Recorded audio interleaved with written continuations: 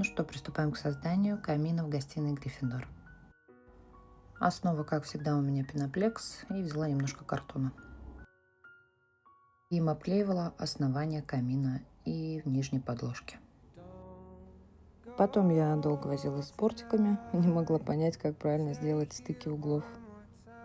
В итоге получилось. Нарезала тонкий картон для кирпичиков, чтобы придать фактурность камину и подложке.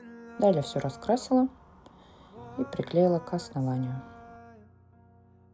Потом была игра цветов, чтобы получить реалистичный вид. Итак, мы видим, что камин имеет две стойки. Я тоже решила их сделать из пеноплекса и тонкого картона. И, конечно же, все раскрашиваем.